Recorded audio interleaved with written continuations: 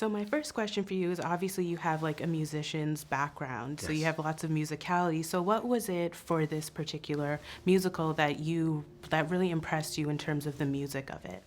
Yes, well, I've had the great privilege of touring with a band for over a decade. And when you play with a band and play that many shows, you really understand how to tell a story through a set.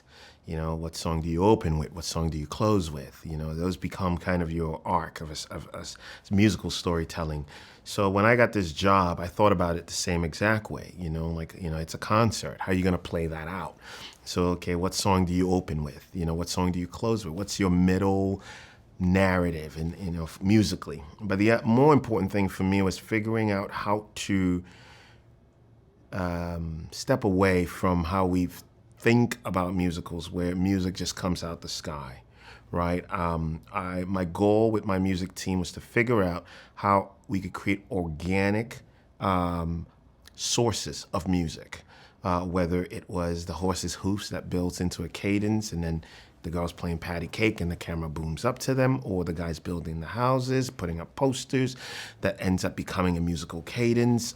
Those things were very critical to figuring out how the music didn't just burst out of nowhere, right? And also understanding that we only use music when the words are not enough. So you have to always build up to that musical moment where now he has to sing or now she has to sing. So those were key things for me. And then my next question for you, obviously, I'm sure it's hard to pick one, but of all the different scenes from all the different characters that you were filming with, what was one moment that when you were behind the camera, it wowed you? Well, it was the Easter dinner. I mean, many things wowed me for a fact, but the Easter dinner was a master class of watching actors at the top of their game trade off. And I would, you know, pay good money to see that live again. You know, it was just incredible. And it's still probably one of the, because dinner seems a very difficult to shoot because it's just, people seated, there's no real movement, so the camera has to do all the work.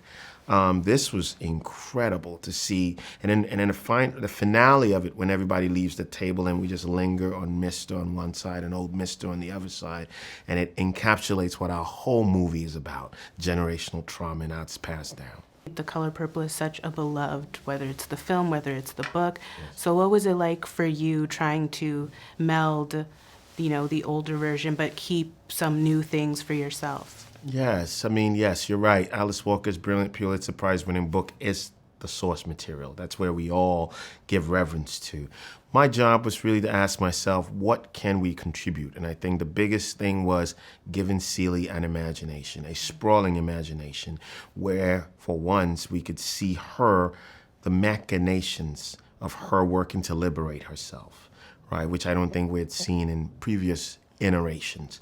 Also, her learning how to love, who to love, how to forgive. These are all things that, because we're in her head, she no longer appears to be a passive or docile character waiting to be saved. She's actively working through, and I think that was the thing that I knew we were going to contribute. In terms of what we held on to, I mean, it's the spirit of Alice Walker's work, which is radical forgiveness. I think that's what all of this is about. And that was something that we were very clear about, making sure that every character had a path to redemption. Thank you so much for your time. Thank you so very much. It's a pleasure.